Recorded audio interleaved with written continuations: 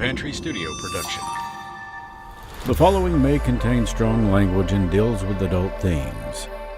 Listener discretion is advised. 10, 9, 8, 7, 6, 5, 4, 3, 2, 1. I will be the last to fall. I won't shed a tear for them to see. And I won't have your name to call. 'Cause I will be the last to fall.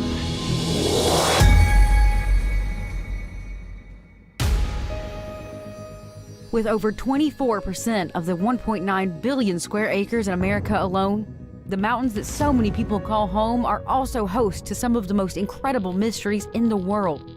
The missing, the murdered, strange creatures, unexplained lights, and sightings of unidentified objects. These stories may be strange, they may be sad, they may be odd, but they are mysterious.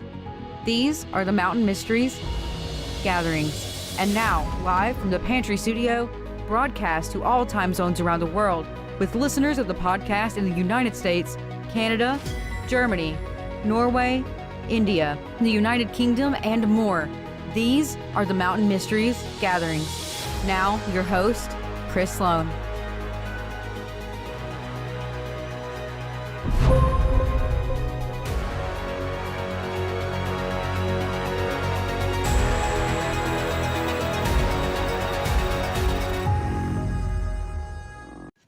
You ever have one of those days where it just kind of goes by the skin of your teeth? That's exactly the kind of day that this has been. The camera's off whack a little bit, so I'm sitting back. I hope that you guys have had a great week and a great day and that you're staying safe. I'm Chris Sloan, host of the Mountain Mysteries. I want to take a second to thank some people. Seth's Daily Podcast. If you've not checked that out yet, you need to do so. Also, the Spooky Family. Uh, they've been kind enough to invite the Mountain Mysteries on to make their audience aware of what we do, and I'm going to ask them if they would like to come on to the gatherings pretty soon here in the next couple of weeks. And I want to talk about what they do too. They are two very unique podcasts, hosted by some very unique people, and yes, this includes you, Beagle. So I don't even know the guy, but I like to ribbon him and give him a hard time. But he seems like a super nice guy. But Elliot and everybody, they just kind of welcome us in and get the word out there about the Mountain Mysteries, which for me, it is all about getting these names out here. You know, every day we run across heroes and we don't even realize it. This has never become more true to me than it has here in the last couple of weeks. This happens. And I also want to give a thanks to some of my listeners who jokingly refer to me as Lieutenant Chris Kinda, because apparently I kind of come off like Joe Kinda on some of these things, which I took that as a compliment because I think Joe's a great guy, but it solved a lot of homicides. But apparently they're calling me the mystery hunter. Some of them are. You don't need to do that. You can just call me that guy on the podcast or on the video or whatever. But when we run across heroes, oftentimes we don't even recognize them.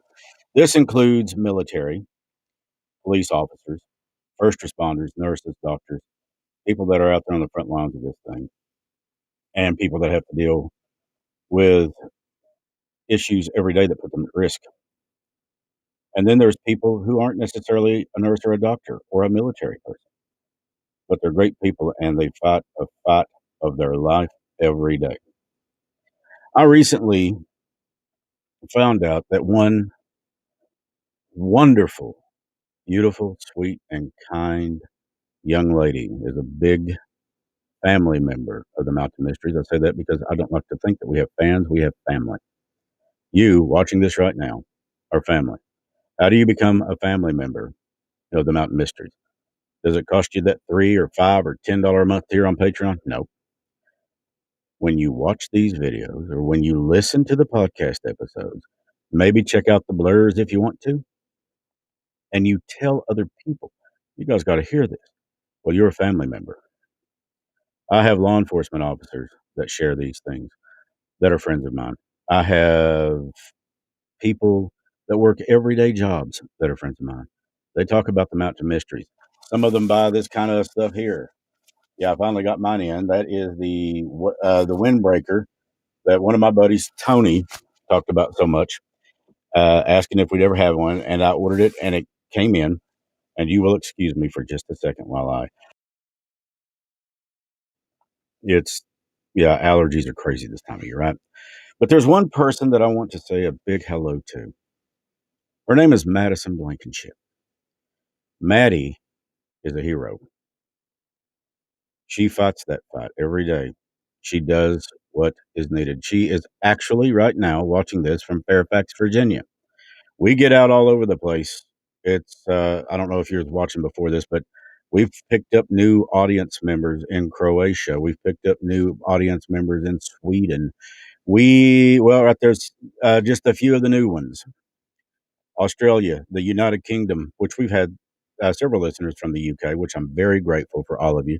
Ireland, Germany, Honduras, and the Philippines, and it goes on. So if you are watching this now while it's being done live, or if you're watching this while it's recorded, I cannot thank you enough. Please share this. Maddie is somebody that's very special, and she's become a very dear friend of mine. So tonight you're going to hear me talk to her while we're doing this live. During this pandemic, it's really easy for a lot of us to feel like we're extremely isolated, and maybe to some degree that we don't matter. Well, let me tell you something. You matter. You're not alone in this. You're cared about. And Maddie, we love you. Fight that fight. You're great. You're destined for great things. Believe it. And that goes for all of you.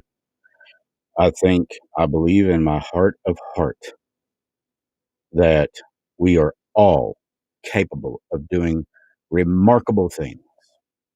We will do great and wonderful things, or we can do great and terrible things. I hope to be one of those great and wonderful things that I help people, that we help people, because it's not just me. I can't do anything on my own. This is not me. This is a combination of effort from Arrow, Cody, myself, you, people like Maddie, people like Seth Ambergy, people like Tony, people like Sharon, people like Stacy. The list goes on, and I'm sorry, there's just so many people. But if you're watching this right now and you listen to these podcasts, if you listen to episode 1 and you listen to episode 25 and you listen to them in between and you talk to people about these, I was paid a wonderful compliment today when somebody that I ran across who happens to work at a lake said, I was talking to a ranger, and apparently this was last Thursday. Anyways, this individual told me that the ranger said, well, I got to get going. It's almost 8 o'clock. She said, what happens at 8 o'clock? He said, that Mountain Mysteries thing, that thing that's all over Facebook and all over YouTube and Twitch and all these other places. And we're looking to expand out even further, which is fine because, like I said, to me, it's great to get the voice out there. It's great to talk to people and to meet people, but it is also that's not the big thing for me. The big thing for me is getting the stories of these people out there and these places that don't make any sense. Number one's always going to be the people. It always has been. It always will be. And coming soon, we are going to be featuring some really high profile cases. Can you imagine being on the phone with your daughter or your sister? Hey, how you doing? Oh, wait a minute. Somebody's at the back door. I'll be right back. They go to answer the knock at the back door, and they're never seen or heard from again. What would you do? That's one coming up. And of course, it's not just in Kentucky. These things are all over the place. So, oh yeah, get yourself one of these. Mountainmysterypodcast.com. They really are pretty cool. They're great, and I thought they looked pretty sharp. So I have never done this before. This is a first for me, but there will be many more to come. Like anything else, when you start it and you're new at it, you learn as you go. And since I said that this is all about the people, lest we not forget the ones who are with us, who are alive. This episode of The Gatherings is dedicated to Madison Blankenship. Maddie, this one's for you. So, without any further ado, once I get Stacy, or actually, I'll say let me rephrase that. Once Stacy gets back up to feeling good, we're going to start having her on if she will be kind enough to come. And we are going to have her doing some of the, uh, hey, and we are going to be having her do some of those portal, where you can actually make contact with somebody that you've lost.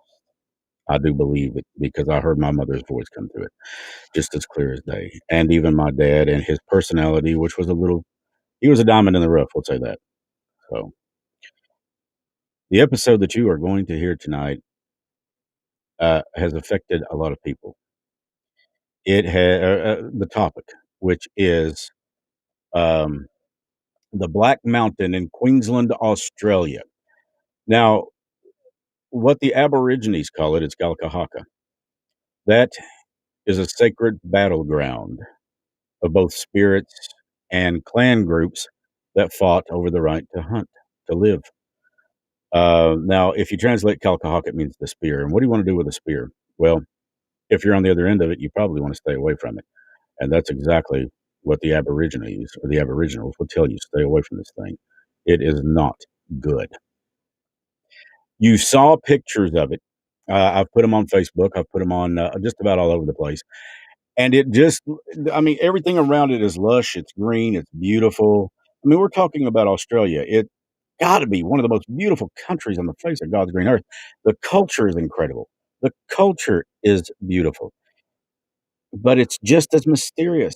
Now, when the Aborigines refuse to mess with something, and we're talking about people who deal with dingoes or dogs that are like coyotes and scorpions and everything else under the sun you can imagine. They confront these things every day and they just brush them off like water off a duck's back. When they don't want to go near something, well, that tells me one thing. That is an issue. That's a problem. Something that I don't think I'd want to handle. You're going to learn that over the course of over 100 years, maybe more, that people have gone into this mountain or tried to climb it and never came back. And I'm not just talking about people, but I'm also talking about animals, horses, cattle, take your pick. More, I'd like to say dozens, but it's so much more, maybe hundreds of dozens.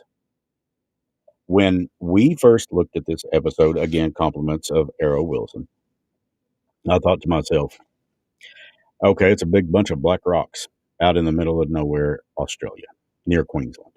Well, it's so bad that they call it the Bermuda Triangle of northern Queensland, Australia, because apparently aircraft that go near it, well, they have issues. People have issues. Some people, many people, and we're not talking about, what's the word I'm looking for? These people are educated. They're intelligent people. One is a doctor and says, look, I get it. People have superstitions. They live like that. Some people live like that. But also, let me tell you something. I live right next door to this damn thing. And there's something about this that is supernatural. This is coming from a doctor, a very well educated individual. He had a friend that came down from another part of the land down under. Said, I'm going to go up there and check this thing out. It's nonsense. It's supernatural.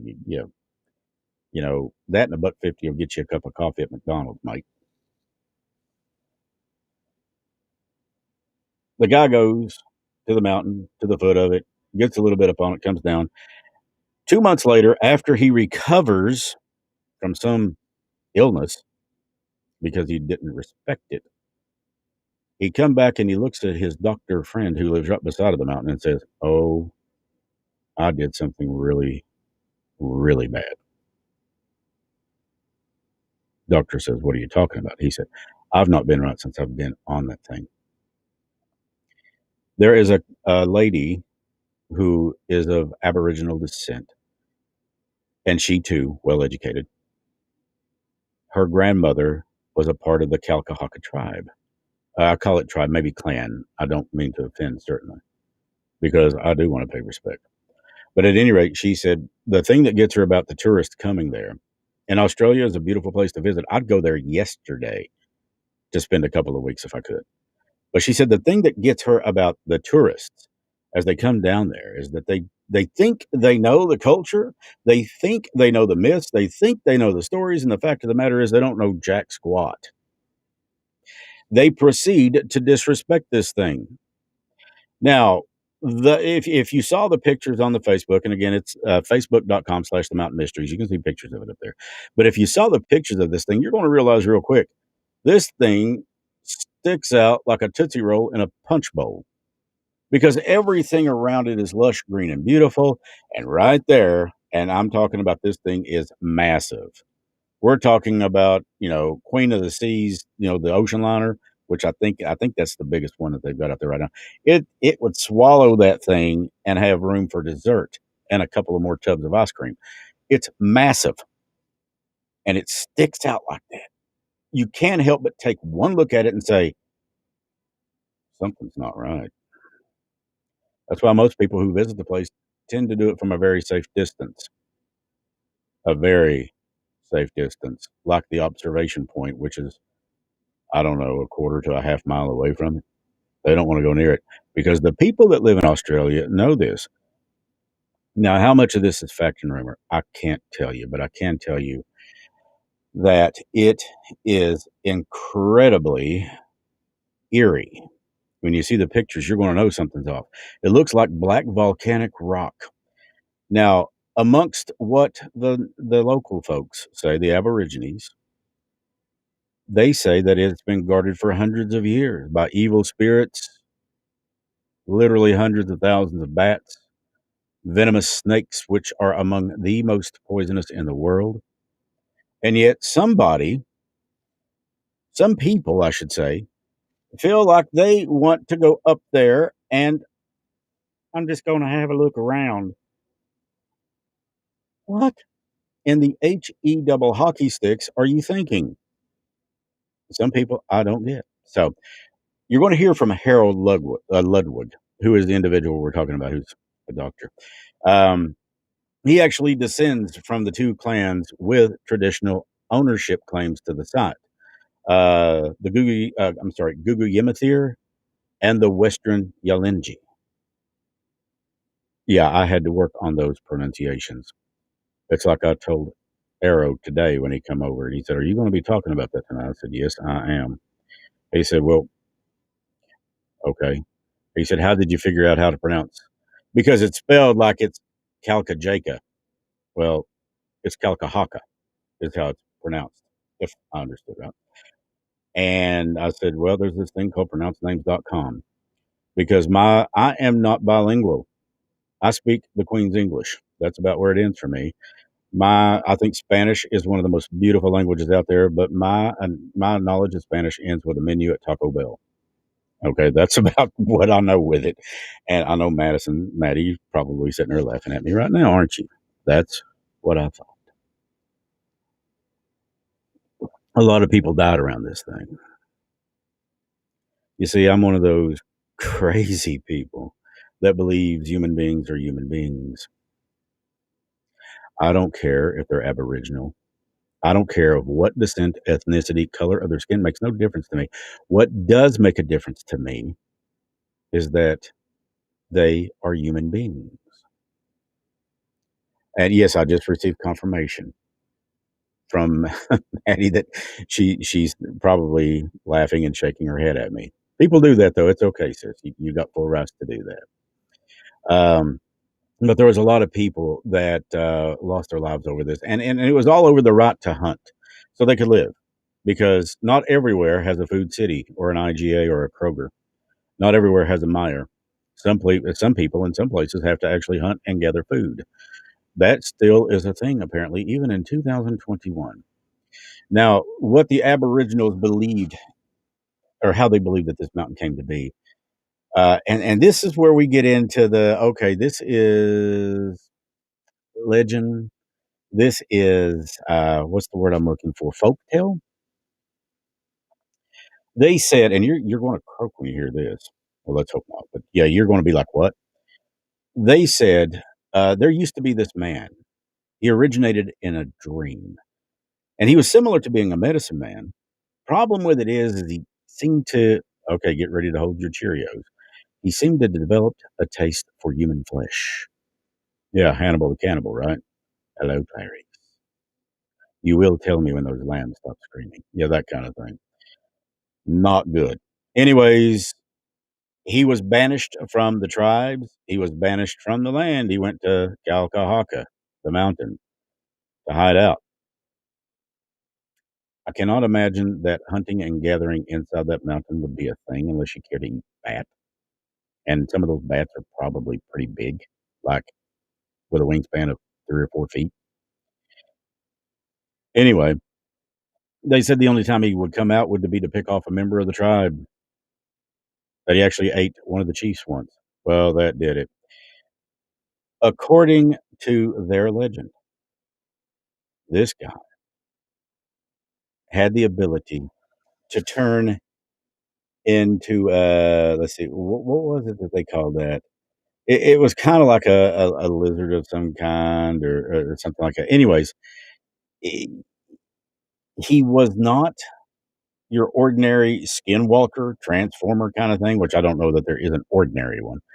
But apparently he fled from the tribe, got struck by lightning, and broke into all the pieces that now make up Kalkahaka. It's a pretty interesting story if you're into folklore.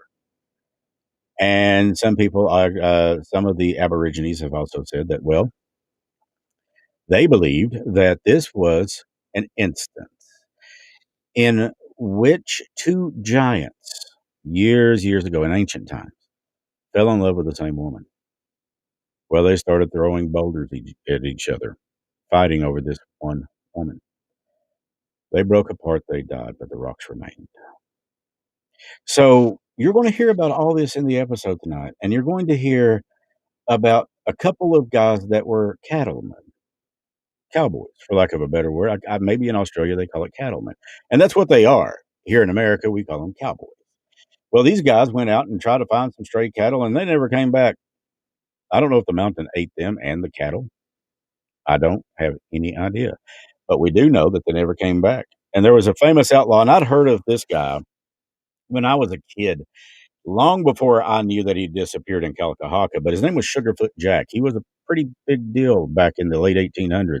He was an outlaw along the lines of Jesse James, William H. Bonney, Billy the Kid, and other people. You know, he was kind of along that lines, and he was in Australia. Anyways, apparently they got into a shootout, and they fled to Kalkahaka in order to seek shelter and refuge and not be found. They were never seen of or heard from again. Well, the good guys, the sheriff's posse, deputies, what have you, they go tracking this guy down. One of them goes out, or there were several that went in, and only one came out, and they said he was so terrified that he was beside of himself and they could not make any sense out of what he was saying for over a year. He was stone cold jacked up after this. What did he see in there? What would make a person so scared, so frightened that they made absolutely no sense? One person actually called him a blabbering idiot, and I don't use those words lightly. I think people do idiotic things, but I think in the term of idiots, most people are not idiots. We make mistakes, and sometimes we repeat those mistakes. I know that I was guilty of it simply because I was a kid. When I was 17, I thought my dad was an idiot. When I was 25, I thought, well, still kind of, but not as bad. By the time I hit 40 years old, it amazed me how much that man had learned because all that time, everything he told me was truth and it was right. It made sense now. I just had to grow up enough to get it. I told you, it takes me 2 hours to watch 60 Minutes. I'm slow about things, but when I get there, I got it. I know what's going on, or at least I think I do, in certain situations. One of those would be don't do things that will put you in trouble.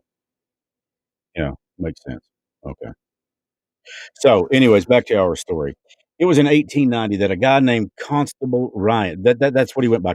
He was a constable, he was a cop, but his last name was Ryan, so everybody called him Constable Ryan. Anyways, he went along with trackers to get a couple of fugitives out of Black Mountain. Nobody ever saw him again, or the constable. In 1892, there was this guy named James Wren. He was a prospector, and he thought, and this is another thing. This is so cool. It's said that in the heart of that mountain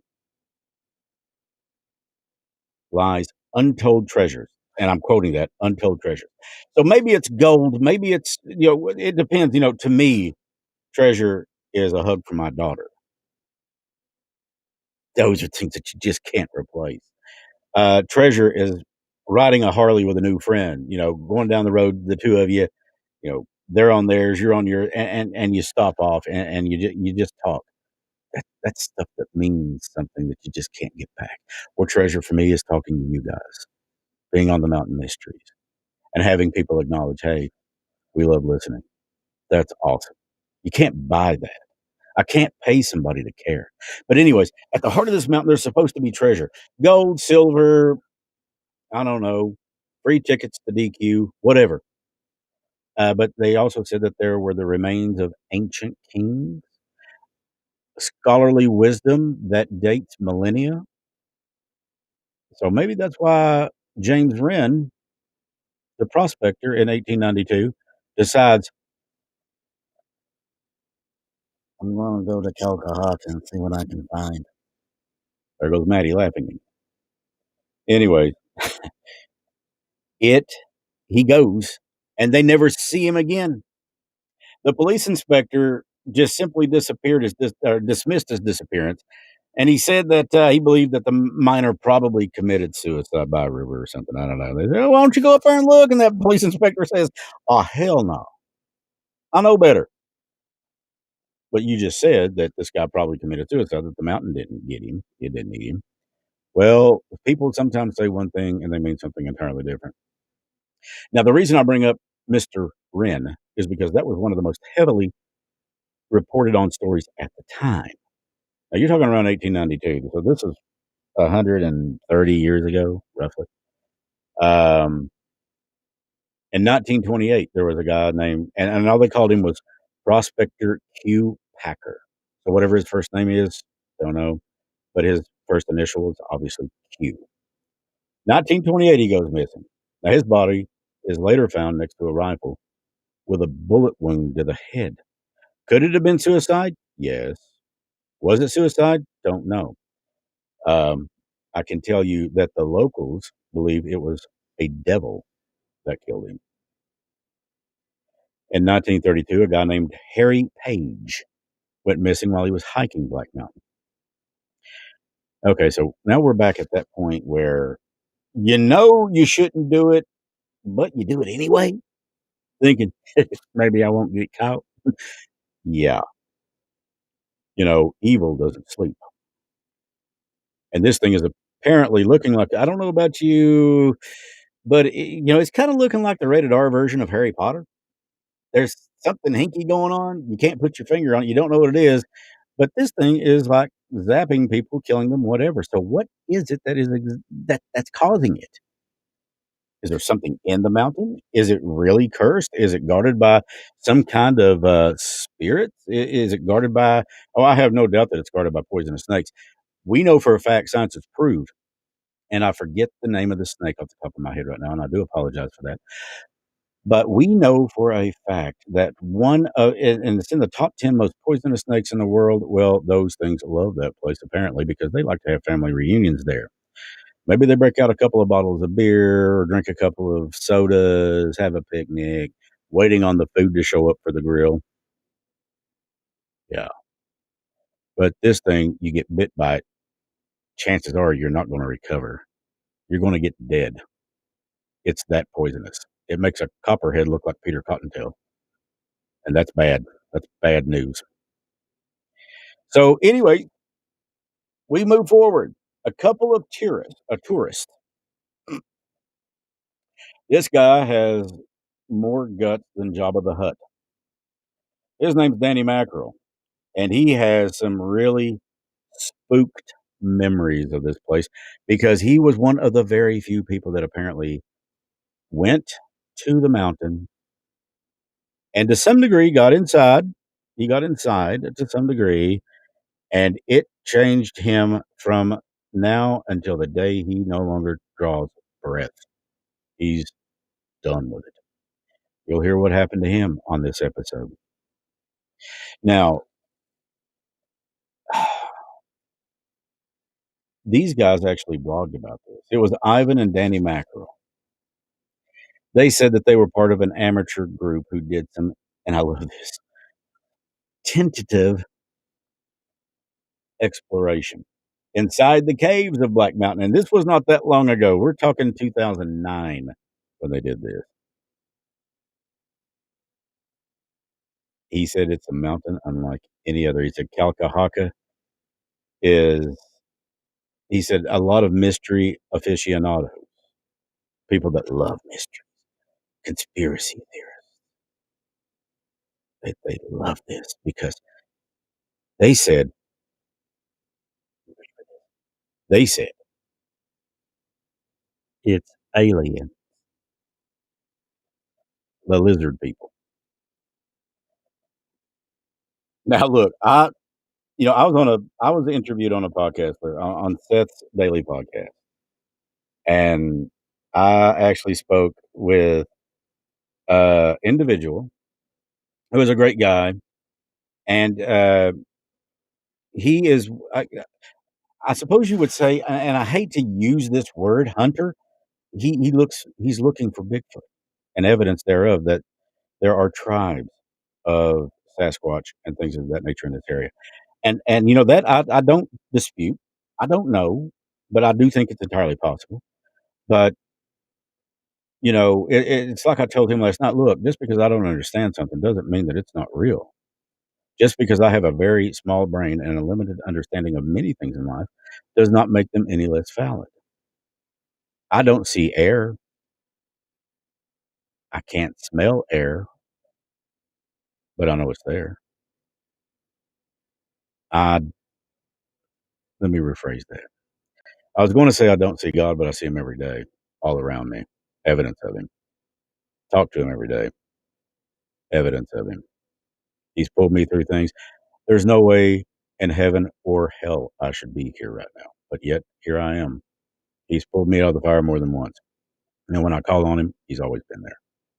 But anyway, you see what I'm saying? Just because we don't understand something doesn't mean that it's not necessarily true. And I get that.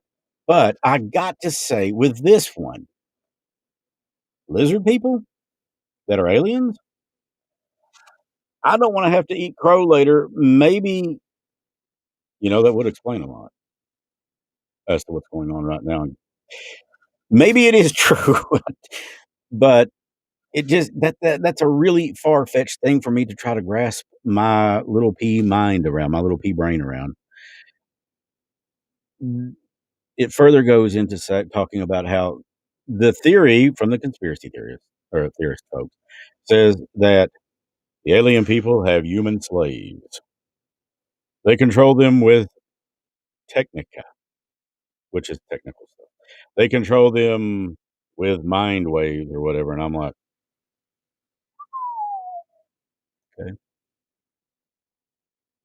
Am I saying that could never be true? No. I'm just saying for me as an individual, from my paradigm or from my point of view, that's kind of hard for me to swallow. But they also said that these aliens are the ones who actually built Black Mountain. Now, do I believe in aliens?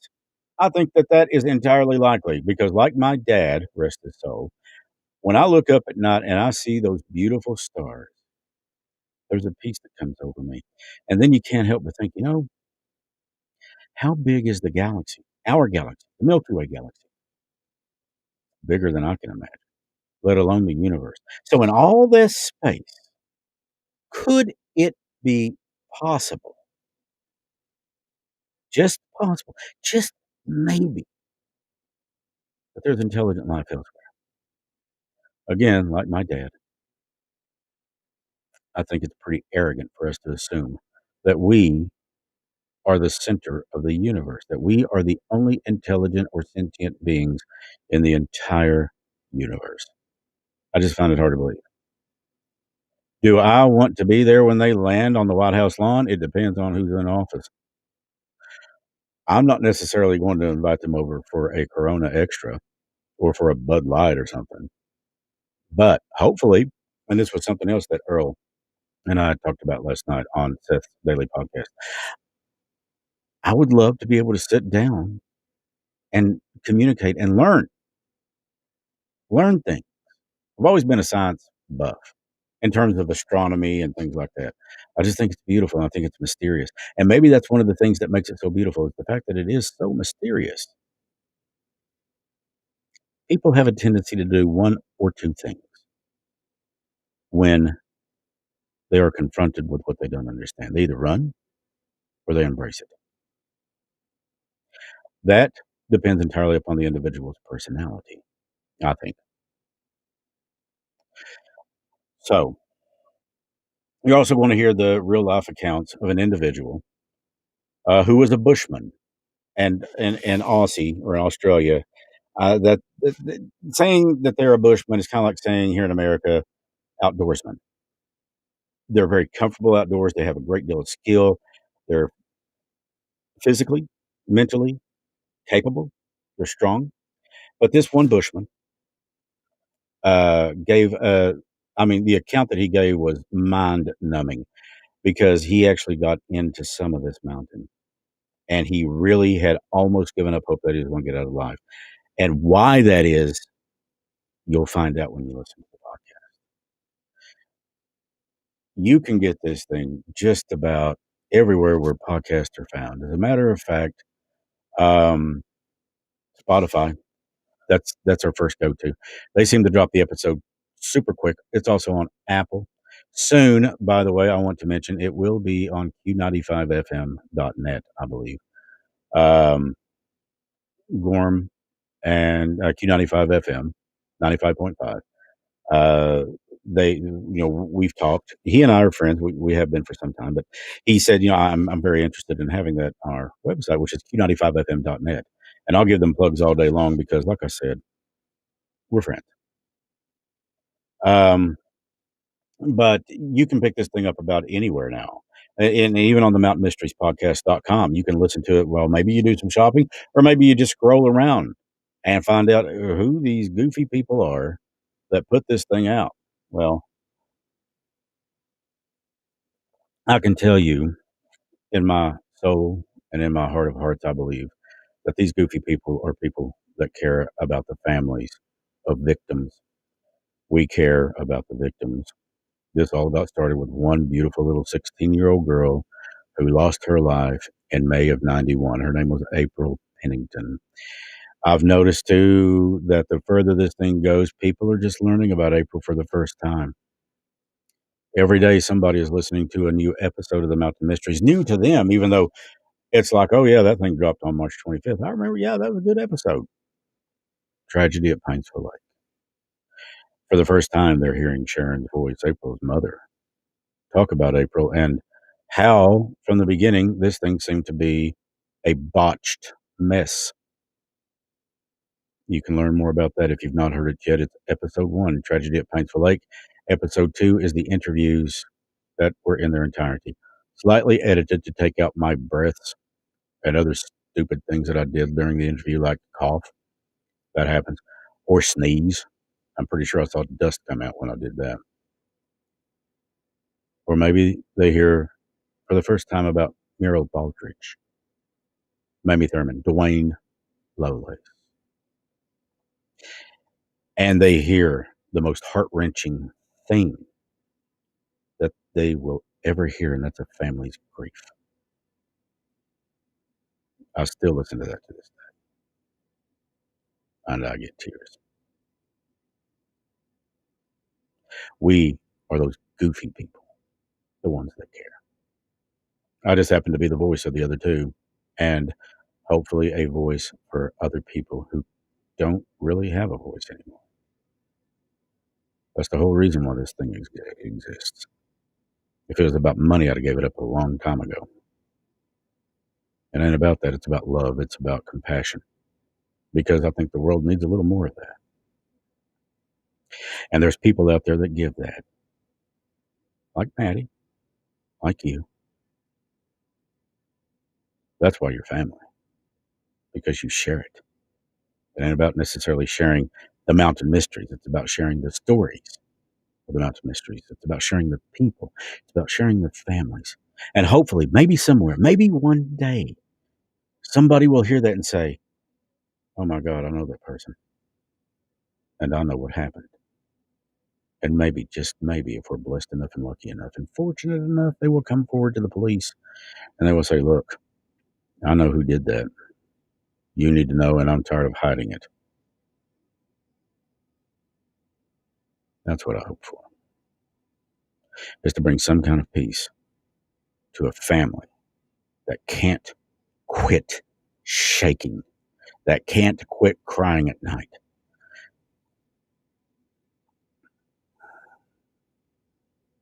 Reminds me so much of when I met Sarah Teague. Her daughter's episode was the last one we did, episode 25, just this past week. Can you imagine losing somebody and not knowing where they're at? It's been 26 years. She doesn't know. Her sister doesn't know. Her family doesn't know. She is somewhere. We know that. But somewhere is not anywhere in particular where they can go and grieve and pay their respects. Like I said, I can go to April's site where she's laid to rest. I've got permission from the family, and that is a huge honor for me. I'm sure that Herbie, Mildred, Marie would be perfectly fine with me visiting Dwayne. I know where Muriel is laid to rest, where Mamie Thurman is. Well, that one is a bit up in the air. Listen to the episode on that one. You'll know. The Ghost of 22 Mile Road. You'll know exactly what I'm talking about. But most people have a place to go and visit their loved ones. And for Sarah, I would love nothing more than to help her get that. That's why we do what we do, folks. If you're doing a podcast just to feed your ego, guess what? Nobody will give a crap. People are smart. They pick up on stuff like that. Like I said, came in from work one day, pulled up Google on the iPhone, April Renee Pennington. I found a grave memorial. That was it. And I thought, this ain't going to work. Because we all suspected since May of 91. That wasn't no accident. How do you drown without water in your lungs? I'm just wondering.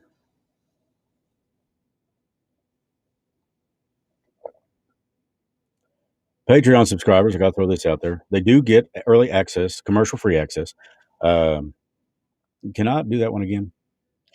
Patreon subscribers do get early commercial-free access to all episodes, and that's not all. I had to throw that in there. Really, that was so lame. But the proceeds for that go to keep the things going. It keeps the video platform thing going, because I just didn't want to get on there and just seem, I think you guys deserve something better. And yeah, I do want that branded like that up there in the corner, because I want people to know who the mountain mysteries are, so they'll listen to the stories of these people. But and you get some other cool stuff too. You know, after so many months of continued support, you get free shirts. So many months on certain tiers, you get free coat or like a windbreaker, ball caps, and other stuff like that. And who knows, if you're really cool, it's, well, let me just say this. You never know what's coming in the mail from us to you.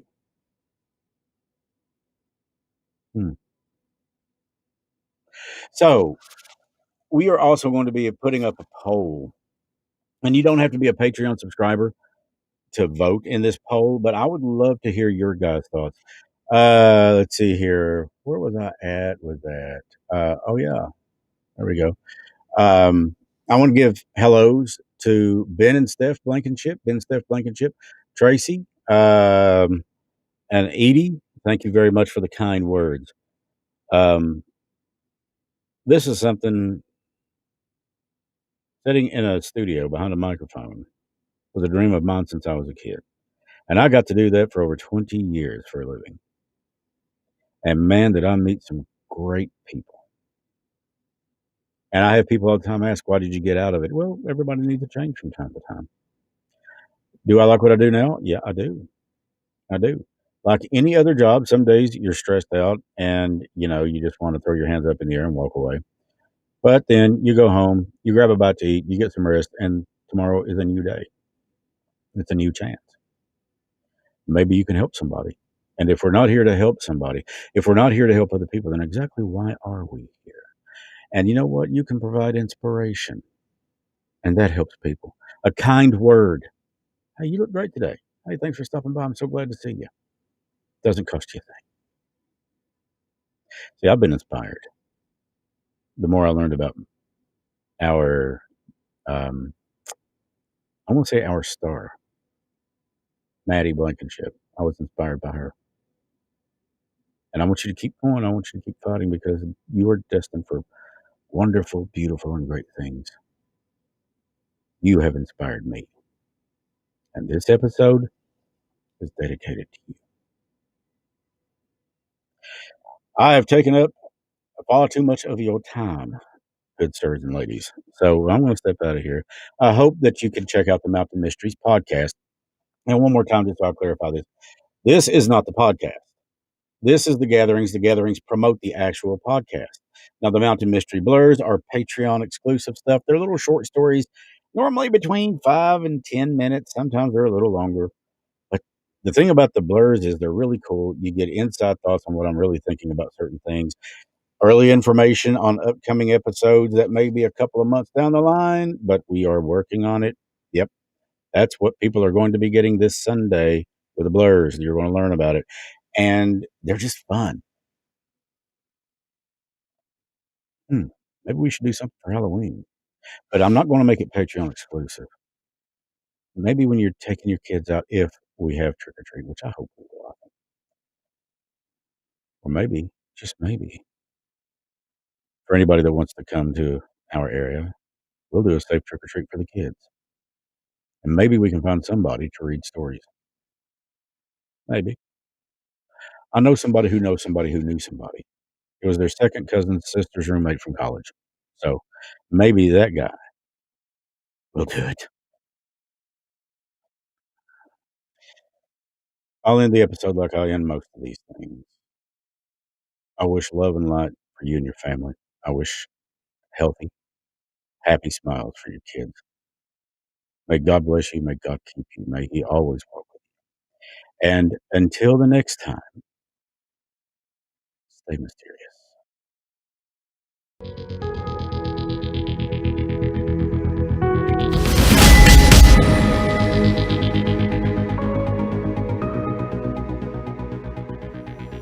From one coast to the other, mysteries are everywhere, and we will continue to pursue the answers to those questions and more. Please share, like, and rate the Mountain Mysteries podcast and tell your friends to tune in on Facebook or YouTube. The Mountain Mysteries gatherings are each Thursday night at 8 p.m. Eastern Standard Time. If you'd like to support the Mountain Mysteries search and help these families, join us on Patreon, or you can make a one-time donation as well. The Mountain Mysteries and the Mountain Mysteries gatherings are property of the Pantry Studios and Chris Sloan, who writes and produces the content. If you would like to reach out to the Mountain Mysteries, please email us at pantrystudio@yahoo.com. Until next time, my friends, stay mysterious.